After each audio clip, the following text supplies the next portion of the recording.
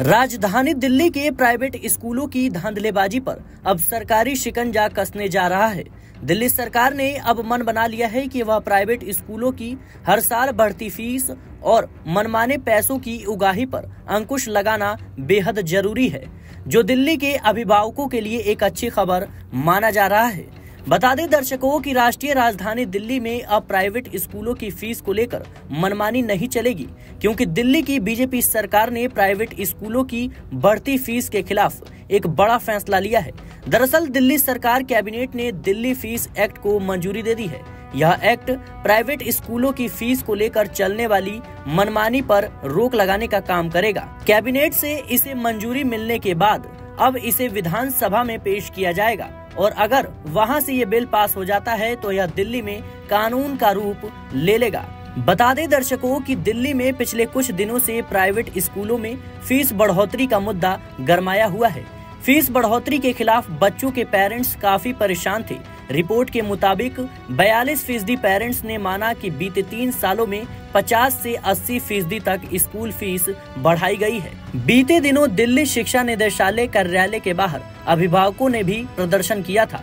राष्ट्रीय राजधानी में निजी गैर सहायता प्राप्त स्कूलों द्वारा अनियमित और अत्यधिक फीस वृद्धि के खिलाफ माता पिता और अभिभावक लंबे समय से शिकायत कर रहे हैं। बता दें कि दिल्ली के शिक्षा मंत्री आशीष सूद ने स्कूल फीस एक्ट को मंजूरी के लिए कैबिनेट के सामने रखा था। उन्होंने ही मीडिया को यह जानकारी दी कि कैबिनेट में इस बिल को मंजूरी मिल गई है।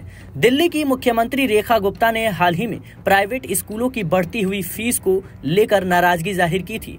उन्होंने कहा था कि शिक्षा के क्षेत्र में किसी भी तरह का बाजारीकरण बर्दाश्त नहीं किया जाएगा। उन्होंने कहा था कि नई सरकार दिल्ली के बच्चों के हितों को सुरक्षित रखने के लिए हर तरह के प्रयास करेगी।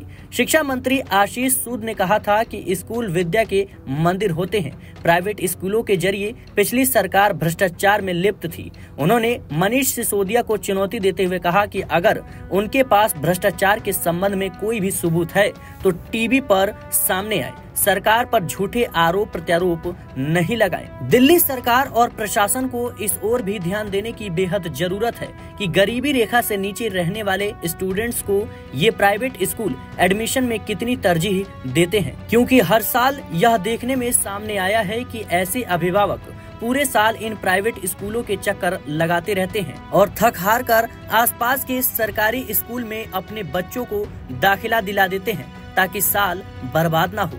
तो सवाल ये उठता है कि आखिरकार इन बच्चों के कोटे की सीटों पर किन लोगों को एडमिशन दिया जाता है। Bureau report media 24/7 Delhi.